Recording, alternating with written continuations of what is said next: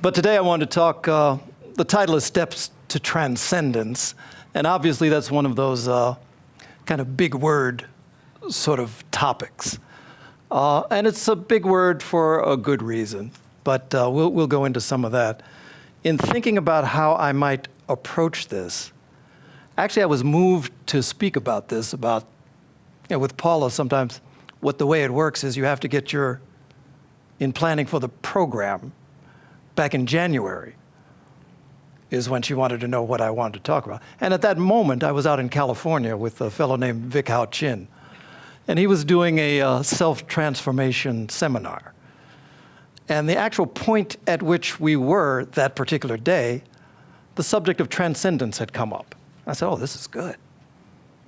Maybe that's what I'll talk about. So I sent that in as a title. And then only here recently have I actually thought my way into how we might approach this. And, in thinking about it, there are a couple of ways, and probably the way that I'm going to be most comfortable with will be, we'll delineate the subject. But then also I'd just like to share a story, which also might be, shed some light on it as well. And it's one that I know very well because it's actually my own. So anyway, transcendence, great big word. Basically what we will be talking about and what transcendence speaks to, if you looked in the dictionary, it would be something like going beyond a limit or rising above. But it's always going beyond in terms of some sort of degree of excellence or some sort of degree of awareness. It's not just, you don't transcend Chicago by coming to Wheaton. That's sort of like cheating the meaning. So transcendence has to do, for our purposes, with moving beyond a limit. And the limit that we will be dealing with is the limits that are our normal sorts of barriers in terms of the way we perceive the world, the way we deal and interact with each other, and the way that we respond to what we might call our own sorts of programmed conditionings. So basically, what is transcended in terms of our discussion this evening, you could say what's transcended is our ordinary sort of personality, which in theosophical terms breaks down to the physical, the emotional, and the mental sort of complex. The way we act, the way we feel, the way we think. When we start to speak in terms of some transcendental level of experience, we're talking about something that sees the world, interacts with the world, from a perspective that is beyond that. And it's a subject that has its interest in a certain degree because, I think probably all of us would like to be more somehow than what we are. We want to know more, we want to feel more deeply, we want to be more peaceful. There's always some more that we attach to things. And there's nothing wrong with that. It's the way it should be. The problems that we tend to encounter are the directions and the approach we take toward addressing that moreness. And this whole aspect of this transcendent level of our own being is something that has deep meaning, not because it's far away, also not because it's within reach, but because it's within us. And really, it is the foundation for any sort of understanding we might have of peace, of freedom, harmony, kindness, generosity, we can go down the list. Innate within the being of each and every one of us are all of these qualities, and it all stems from this sort of transcendental level. Again, one of the problems that we encounter is that when we think of this, it seems as if it's something that is really out of our reach. And, something we really have to study a long time, or, hang out with the right people, somebody who is a guru or somebody who wears the right sort of robes in order for us to have this sort of experience. Which, what I'm going to tell you is that's not the case. Probably, at least for me, when I try to call to mind people that I might have encountered or that might be in the news or that I feel have been touched or have some sort of familiarity with this higher level of their own being, some names come to mind. Obviously someone like a Mother Teresa, a Martin Luther King, for me, someone named Nelson Mandela, Mahatma Gandhi, Thich Nhat Hanh, the Dalai Lama. I haven't met many of those people. Probably of those ones that I've named, I've met two. Martin Luther King, and I had the good fortune to be around His Holiness the Dalai Lama on a couple of occasions, but particularly a couple of years ago, 2011, for 2 days. He was here and had an opportunity to be around him and see some of the things he did, and also to take the time to kind of plan for his arrival. And one of the things that I encountered, I'll give it as an example because to me, it does seem that somebody who has this sort of deepened awareness, it's not exhibited just in those private moments, but it's something that has a way of coloring the way that we live. And in his case, one of the things, it's kind of a mundane item that made me know that, these reports about the holiness of His Holiness has some accuracy. We were planning for this event here in Chicago. And, we had this committee, and one of the things we wanted to do, we were going to sell T-shirts. Dalai Lama, Chicago, we designed a nice T-shirt. People come to these events, everybody likes a good T-shirt. So, of course, we're designing the T-shirt, and, we're discussing it. And one of the things that was very, very clear to all of us was that when we buy these T-shirts, they would not be made in China. That was a no-brainer. His Holiness, every single day, people are coming in with, limbs that are missing from having to escape across the mountains, horror stories of people being tortured in prison, all these sorts of things. So made in China, we weren't going to make that mistake. So we're getting ready to do our purchase of these T-shirts and all. And come to find out, the Dalai Lama's position on this is that we should buy goods made in China. My jaw dropped. It's like, wait a minute, what universe am I functioning in here? But the idea behind that is that the people who are actually manufacturing these products, that it's really only a very few people that have orchestrated the sorts of things that, you would call the problems related to Tibetan occupation. Yeah, right.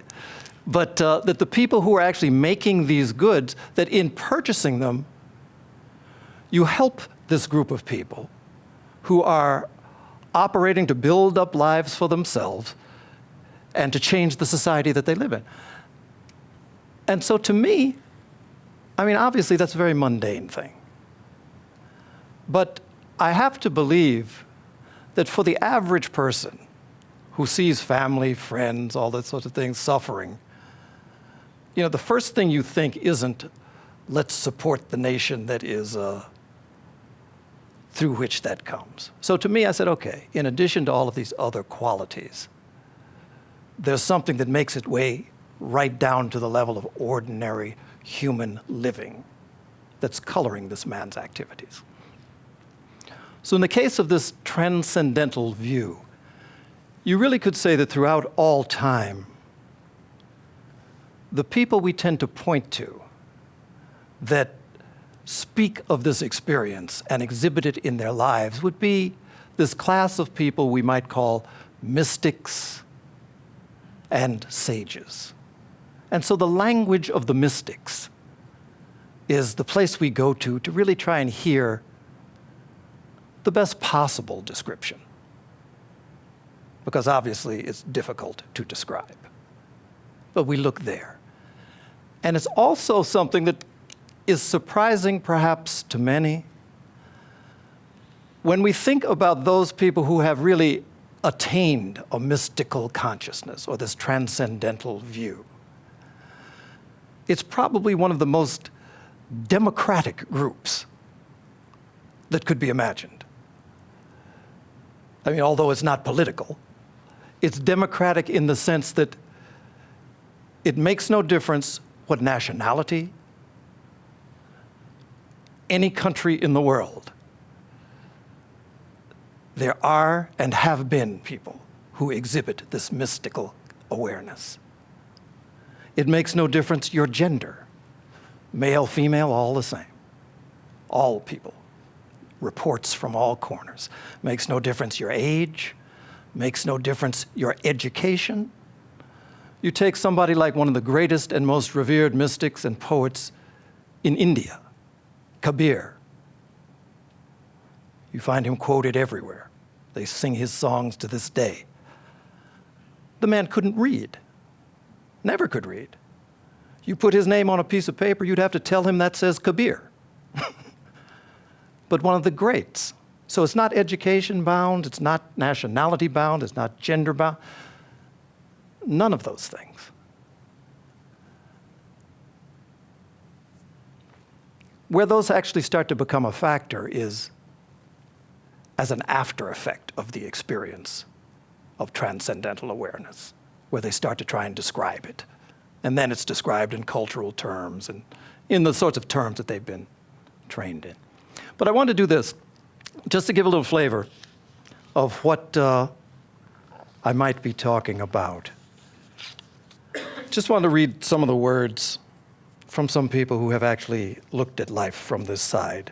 And again, it's throughout all ages. First thing I'll read to you is a brief one from it's the longer one, from the Upanishads, which dates back to maybe the 8th century BCE. And it talks about the self. The golden god, the self, the immortal swan, leaves the small nest of the body, goes where he wants, moves through the realm of dreams, makes numberless forms, delights in sex, eats, drinks, laughs with his friends, frightens himself with scenes of heart-chilling terror. But he is not attached to anything that he sees. And after he has wandered in the realms of dream and awakeness, has tasted pleasure and experienced good and evil, he returns to the blissful state from which he began. As a fish swims forward to one riverbank, then the other, the self alternates between awakeness and dreaming. As an eagle, weary from long flight, folds its wings, gliding down to its nest, self hurries to the realm of dreamless sleep, free of desires, free of pain. Self knows nothing, wants nothing, has found his heart's fulfillment, and is free from sorrow. Father disappears, mother disappears, gods and scriptures disappear, thief disappears, murderer, rich man, beggar disappear, world disappears, good and evil disappears. He has passed beyond good and sorrow. Again, it gives a sense, but another one from about 500 AD, Seng San, talking about the experience of this sort of liberated awareness. It says, all at once you are free, with nothing left to hold on to. All is empty, brilliant, perfect in its own being. In the world of things as they are, there is no self, no non-self. If you want to describe its essence, the best you can say is not two. In this not two, nothing is separate and nothing in the world is excluded. The enlightened of all times and places have entered into this truth. And I'll read you maybe one more. This one is from the poet of quite a few mystical verses, Rainer Maria Rilke. And just a section of that. He says, and he's talking about each one of us, and this is where it gets to be a little bit relevant.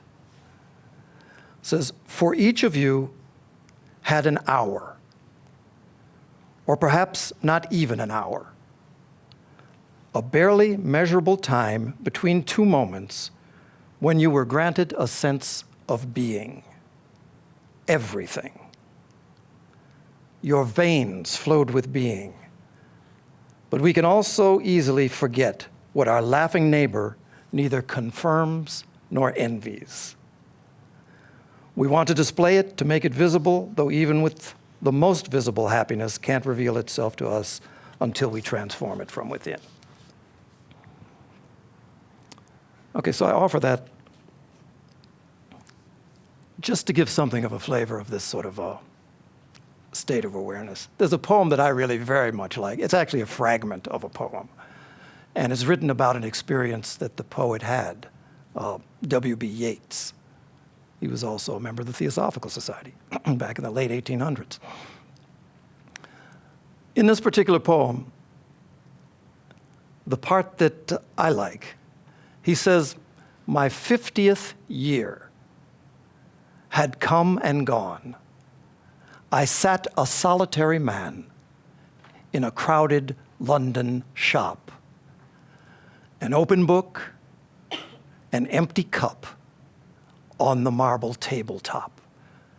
While on the shop and street I gazed, my body of a sudden blazed, and 20 minutes, more or less, it seemed so great my happiness that I was blessed and could bless. To me, it's such a beautiful description of a 20-minute slice of this man's life. 20 minutes, something happened to that man. And what I would suggest, and as we go on, that his 20 minutes mirror the experience of everybody here. Maybe not 20, but it's universal.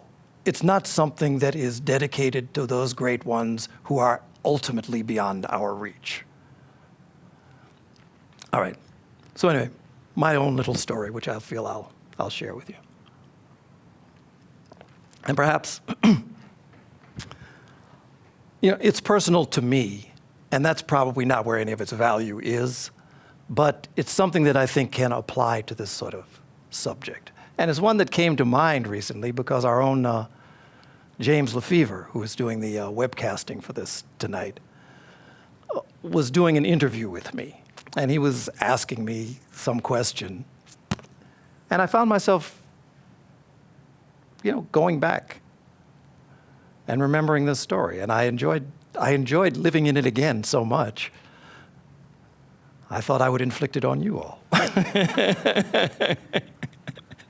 But anyway, you have to wind the clock back significantly. Back at when this story was going on, there was no snow on the mountain. But what it was is this. At 19 years old, I'm in college. And at that time, I had no idea about transcendent experience. Or, I had some idea, but it dated back to forgotten childhood, of course, like all of us. I certainly was not looking for it. I did not know about theosophy. I did not know about spirituality. That wasn't my bailiwick at that time.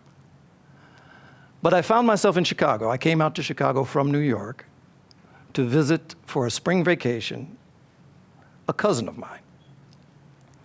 And my cousin, I was very much looking forward to this break because my particular cousin, I hadn't seen him in a couple of years, but he was the type of person who a 19-year-old would want to spend a spring break with.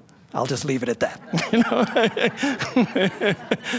He was, he was not the most disciplined sort of fellow historically, and the ways that he strayed were ways that seemed to capture my interest at that moment. So anyway, I was very much looking forward to seeing my cousin again. And, I got out here and see him, and then we go around a little bit. And very early on, I'm starting to get this little sinking feeling that maybe my vacation choice wasn't the best. Because we went around, and as I say, I hadn't seen him in a couple of years, and we'd go around and he was talking. And one of the changed sort of items about his pattern of speech, he was talking very sensibly. And, his subject matter had kind of shifted. So now he's talking about things like karma, reincarnation, words to me, words. And so, okay, I go on, and I go through this for a while, and I listen, And then it gets to the point where we get up in the morning, and I notice 2 mornings in a row. Wake up, and he was always one you'd have to shake him out of bed. But in the morning, he's up before me, and I'm an early riser. But he's up, which that's strange enough, but he's up and he's sitting over in the corner, facing a wall, on the floor. And, I'm in bed and I'm looking, and he's just sitting there. I mean, he's not moving. He's not doing anything. He's not So this is odd. So, he tells me what he's doing. Meditation, another word. I'd heard it, but it had no content for me. So anyway, after a little bit of this, I start to recognize that really something has actually shifted with him. And I tell him so. I say, Barrett, we haven't been together in a couple of years, but you've changed. And so he tells me, well, yeah, Tim, but really, you need to meet my teacher. And he says, my teacher, the old man. And so when he tells me that, at that point, I realize that as far as my vacation ideas, all is lost. Because, I left teachers back at school. And I did not come out here to spend time with teachers who were also old men. This wasn't my focus. So anyway, at this point, you make the best of it. So he brings me by at some point to meet his teacher, this guy, the old man. And when I get there, I was a little bit impressed because, first of all, he wasn't old. He definitely wasn't old because he actually was younger than I am now. So, no way I can put that name on him. In fact, he was quite youthful. But yeah, he was like a 50-some-year-old guy. And he comes down, we come into the house, and it's me, Barrett, and a couple of other people who Barrett knew who came. So he comes down, he starts talking to us.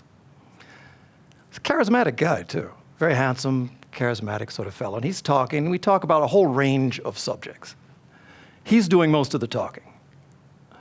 And, as he talks, I'm listening. And I can't really remember too much of what he said, because honestly, I didn't want to be there. What I remember distinctly is that at one point, one of the fellows who came with us, when we picked him up, he was having a headache. So I don't know if he had migraines or what, but he was having a headache. And so as he was sitting there, he was just kind of rubbing his head. And so the old man, Bill Lawrence was his name, looks at him, he says, Al, I see you're having a problem there. He says, yeah, I'm got a bad headache. He says, okay. And then he points to two of the people that studies with him. He says, Larry, Calvin, why don't you take Al's headache? And I'm just sitting there on the side. And again, my thoughts are, you're going to take somebody's headache. I don't know why he's sending two people to go get the aspirin. But, I'll watch. So, instead of going to the bathroom and opening the medicine cabinet, they grab one of these chairs like this and put it in the middle of the floor. They say, okay, I'll sit down. And they have he sits down so that the front and back are open, so the back of the chair is on the side. One of them gets behind him, one of them gets in front. They rub their hands together, do like that. They don't touch him. Do that for about 30 seconds. Shake their hands off, and then go sit down. And I'm watching this. And so Al gets up, and it's one of those things where visibly relieved. So he says, oh man, oh, that feels so much better. And he goes and sits down. And what am I supposed to do? I see it. I mean, I don't know these people that well, but the guy's obviously relieved. So, okay, that's that. And then, a little bit more talk, and then it's time to go. Get to the door to leave. And, Bill Lawrence is greeting us all, saying, okay, goodbye. So I see him, I say, well, goodbye. It's been very nice meeting you. And so he looks me in the eye, and he has this little kind of smile. He looks me in the eye, he says, I'll see you soon, son. And, it's like this thing is just getting weirder and weirder. But, at least on this point, I know that I will prevail because I'm leaving very, very early in the morning. We're driving back to New York. So, I tell him, I said, well, I appreciate that, but I don't think so. I'm leaving very early in the morning to go back to New York. And he gives me that same look, same smile. I'll see you soon, son. So, at this point, I'm thinking, maybe it's better that I humor this guy and get to the car. So we leave.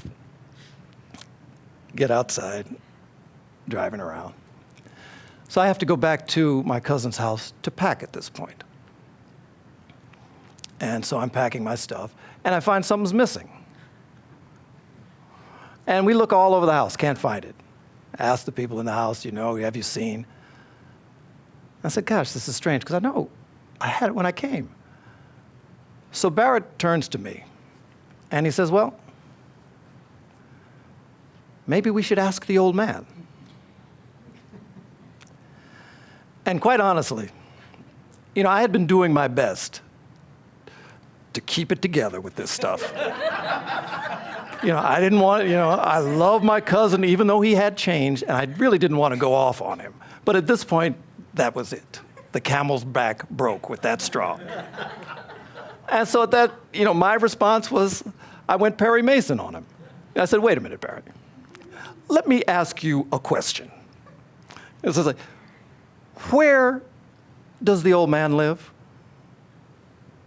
Because I figured I'll just take the simplest route to break this whole thing down. So he says he lives on 33rd Street. I said, and what street are we on now? What street is it? Where's your house? And all I know is once I get this answer, the case closed, I won. 83rd Street. I said, Barrett, 33rd, 83rd? What is he going to know about what's happening here in this house? And then I just stepped back, very content, waiting for him to just collapse. And it was really odd. Let me tell you, it was really odd because I'm looking at him, and he's looking at me. And I grew up in New York. So very often in New York, you will find, there are people you'll see out in the street, and they're often carrying shopping bags. And they'll be carrying shopping bags, and they'll be having conversations with people who are not there, and they may stop and start to holler at some. And when they're going by, you become accustomed to that in New York, and when they're going by, there's a sort of look that's like, oh, one of those but for the grace of God, there go I looks. I'm looking at Barrett, and he's looking at me like that. It's like I'm the one who's off. So anyway, I just let it go, because I'm leaving in the morning anyway. So we drive around a little bit more that evening. And then, at that point, I really did not know Chicago particularly well. But at some point, I see we're pulling up in front of this spot that I did recognize. And it was this house where the old man lived. Barrett pulls up, rings the doorbell. Somebody comes down and answers the door. And actually, he could not come down at that time. He had actually had some sort of surgery, so he used up a lot of energy that afternoon just talking with us. But anyway, they take us and lead us up to his room. And I step into the room, and he's laying in the bed, and he's looking. And when I step in the room, he looks at me and he says, "Hey, we meet again." And it was only then that I remember what he had said to me before. And then the next thing he says to me, he says, the thing you came here to ask me about, you'll get your answer when you get back to New York. And then he starts talking to me. And he starts talking to me, really later I would find that really what he was talking to me about was the ageless wisdom, theosophy.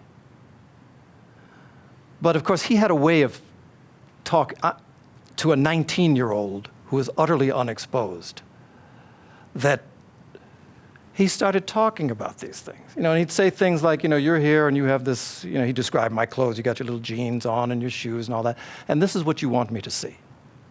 But he said, I can see a whole lot more than that. And the thing you don't realize is that, and they start talking about how you function in different bodies and you can be fully conscious and aware. That sort of theosophical description of the constitution of the human being. And he talked like that. And he talked about a whole lot of other things.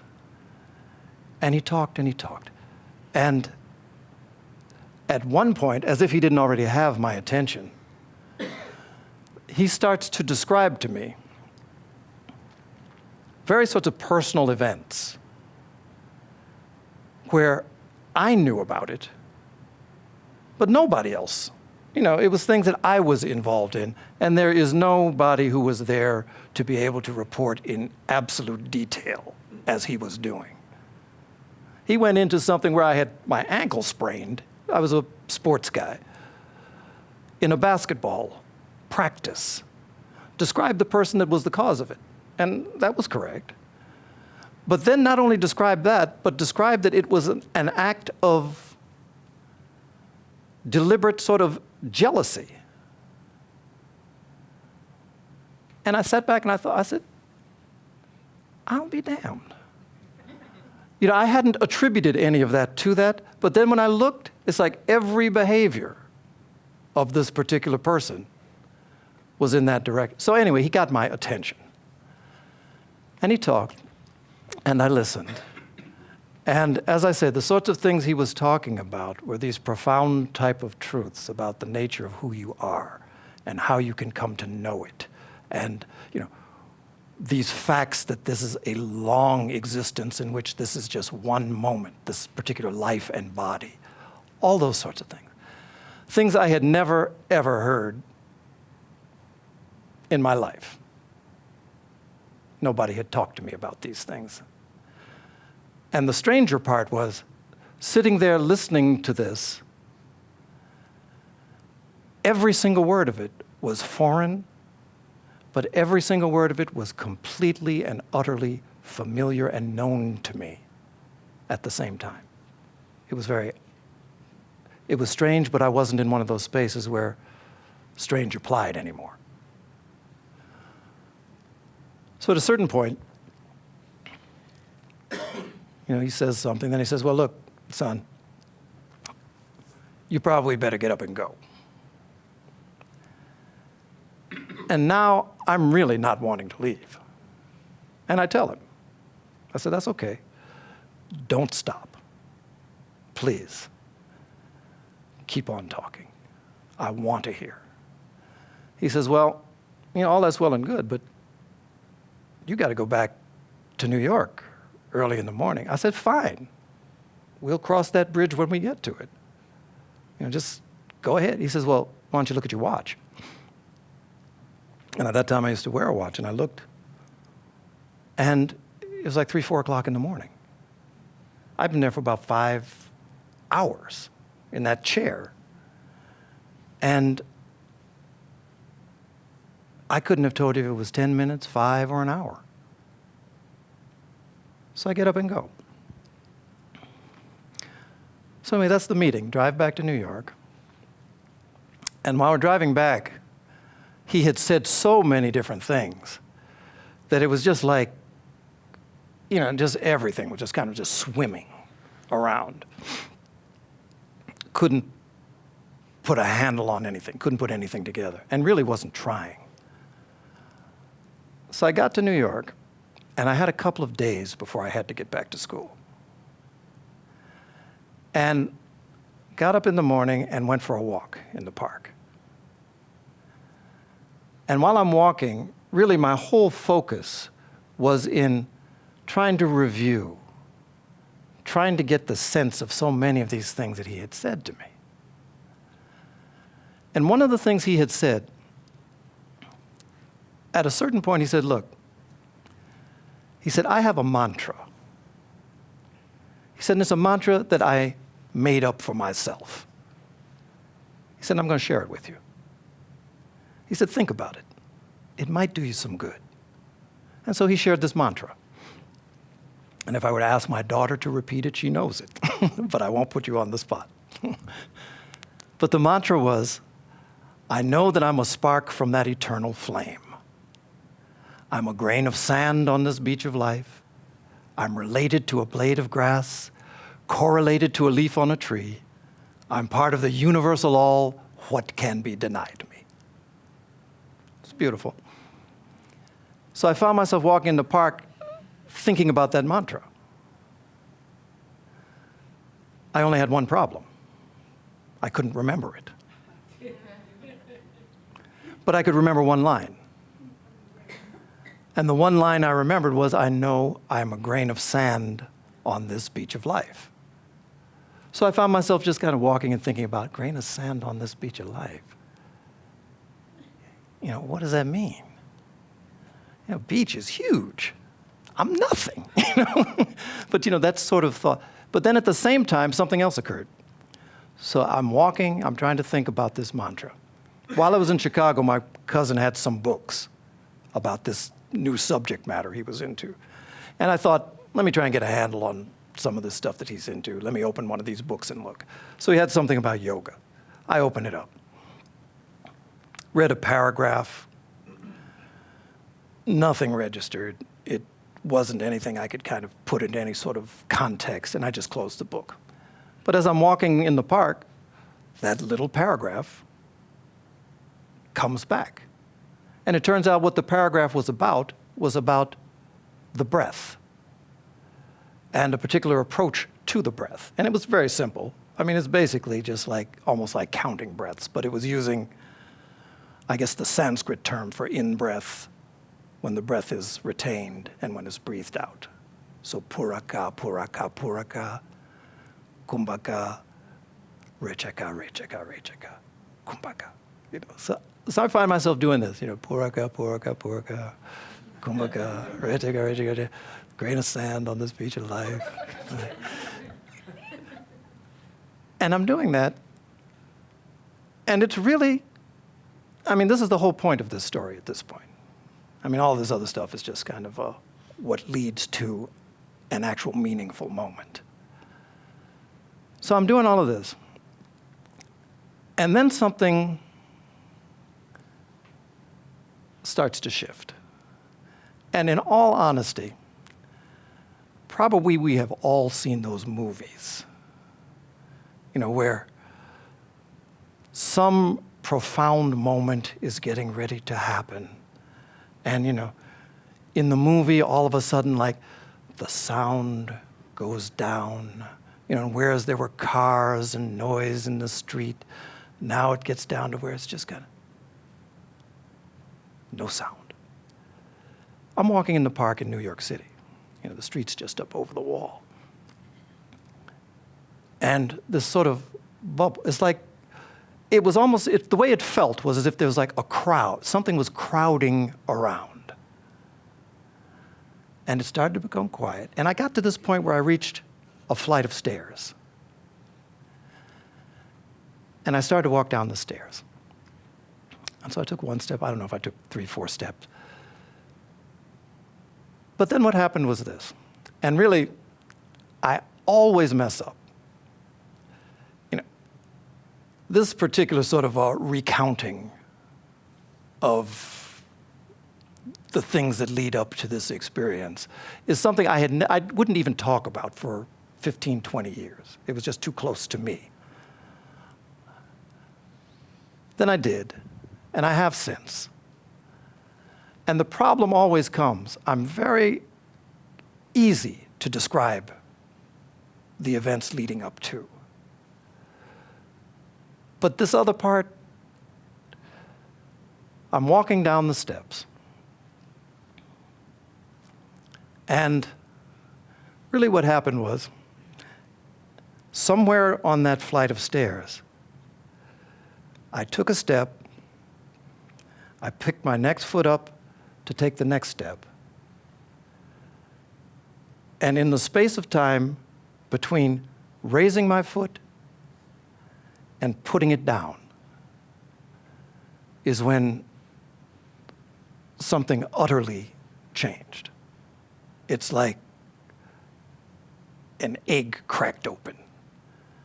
I often think about, they have this medieval drawing of a man, and there's a beautiful nature, with trees and birds flying through it. And you see this man, and what he's taken is, it turns out that this beautiful depiction of nature it's like a drapery. And he's taken the edge of the curtain and pulled it up, and he's looking through. And on the other side of it, it's like stars and heavens. It was that sort of moment where everything shifted in the space between one step and the next. And the difficulty is in describing what. This whole thing about the grain of sand, whereas before, up until that particular step, it was something that was really speaking about the smallness. How divided of this billion grain of sand. But then it became a realization of the fact that the beach is not the same without that one. And that there is no distinction between sand and beach. Really, the whole experience was a sense of some really radical sort of oneness, where the normal sorts of boundaries absolutely dissolved. In my case, it was something that it lasted for a period of some couple of weeks thereafter, but there's a verse in Psalms in the Bible. I think it's Psalm 46, but part of that talks about, it says, he utters his voice and the earth melts. And I find it as a very, very accurate description. So, as I say, this is a story that has so many personal elements. But what comes out of that really is this. Yes, it's a profound experience for me. And yes, it's something of a touchstone that doesn't go away. The problem with knowing something is you can't unknow it. And so everything becomes shaped by it thereafter. But also what it did was put into perspective something else, which is why I say that this sort of profound realization is not something reserved to the elite few that are written about in books. Every one of us has had the moments of this. Some perhaps longer than others. But because it's something that perhaps we have not regarded, given it the value that it should have, perhaps it has been too faint, but it's every single person's experience because it's a part of every one of us. And so the important point that comes out of any of this is not really so much the nature of an individual's experience, but if there is any truth to an assertion that this is universal, what can we do to more deeply familiarize ourselves with this level of our own being? One thing that I have heard said, and I do agree with it, somebody wiser than me said, enlightenment is an accident. I mean, I'm walking in a park, no exposure to any of this. Couldn't have planned it. The Buddha went and sat under a tree. He didn't know how to find enlightenment. The fact that he did was an expression of, the way things lined up in his activity, the accident that occurred to him. The role that we have to play in all of this, yes, it's an accident. But there is the possibility to make ourselves accident-prone. And that's where the whole point of practice, prayer, study, all of these things weigh into that. So along that line, lest any of this be left as, just somebody else's story, how do we do that? What are the factors that we can interact with that make this sort of thing possible? And probably, if you had to put like one word to describe it, it wouldn't be a particular sort of practice. It wouldn't necessarily be meditation. It wouldn't be study. It wouldn't even be service, the three pillars of the Theosophical Society: study, service, meditation. Probably the thing that is the most profound initiator of these things is a simple thing that you could describe as awareness. Awareness. Which, again, is another word. But what does it mean? We sit, a lot of our day is spent sitting. How aware are we even of the feelings in our body? How aware are we of the way that we're breathing? And the breath is one of the most powerful tools that's available to everybody. And it's low tech. You don't even have to have an iPhone to use it. So, it's available to everybody, even people who are not tech savvy. The breath. Because the breath has a way of harmonizing everything inside the body. So, awareness of the body. And while we're becoming aware of the body, we also become aware of other dimensions of our being. At any moment, it's like I look at someone and, I feel warmly toward that person. Oh, not that one. But we have feelings continually that go unmonitored, unprocessed. It's just like, bam, something happened, but I wasn't really paying attention. That level of awareness is necessary. And then thoughts. This whole complex of the personality. Thoughts appear, some describe it like waves on the water. It's just one after another, and it doesn't end. The problem we find ourselves with is that we don't feel we can still those waves. And we can, in fact, still the waves of thought. And again, one of the simplest tools is to focus on the breath. Very simple. And we become aware, step by step by step.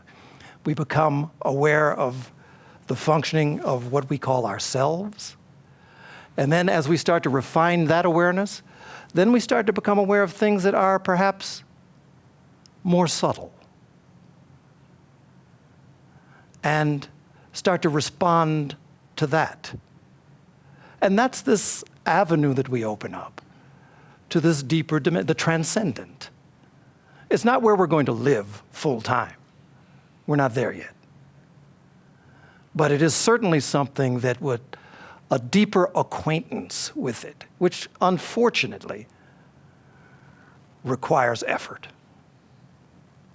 I'm still trying to find the pill that will do it, because then I can retire from speaking. It's like, here, take them, but pay my wife on the way out,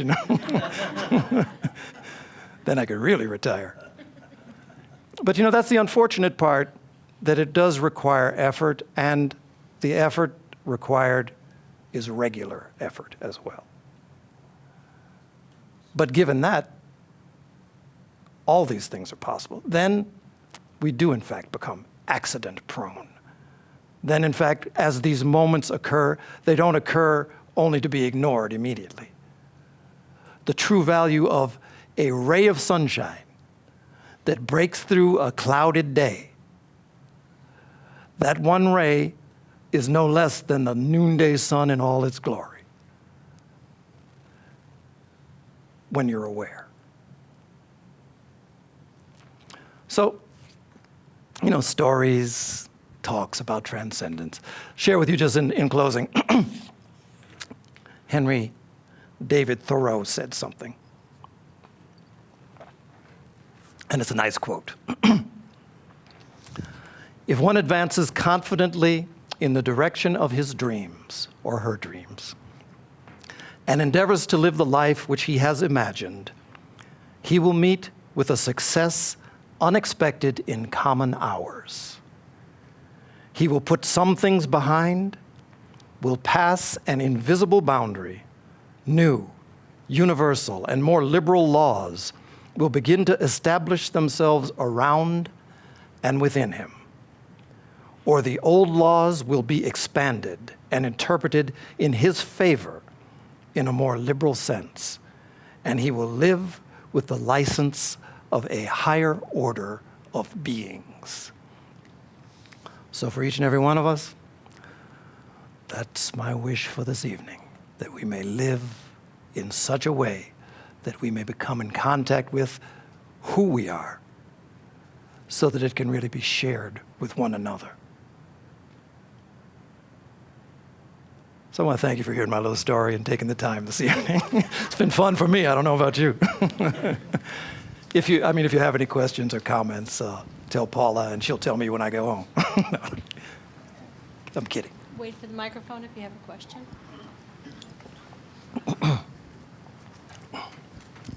Tim, since you were just a beginner there in New York when you walked into the park, and you probably didn't have that awareness yet, do you think Bill Lawrence merely predicted this moment for you, or did he cause it? In many ways, that's a very interesting question. This happened like 40 years ago.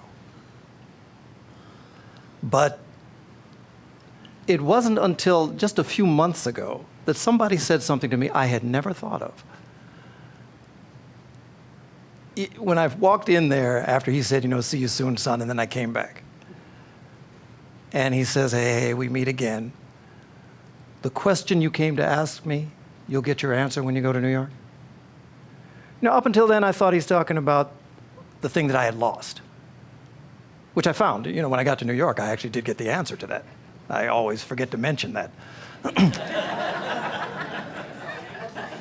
But yeah, I got the answer to that. But then walking in the park, when this experience happened, is when I got the answer to the question I really didn't know I had come to ask him. And that just, somebody else said that to me, and I said, yeah. But certainly it was something that was in part induced. But again, only because, for whatever reason, he was able to see that the moment was ripe. And perhaps had it not been him, it would have been someone else. But it was him.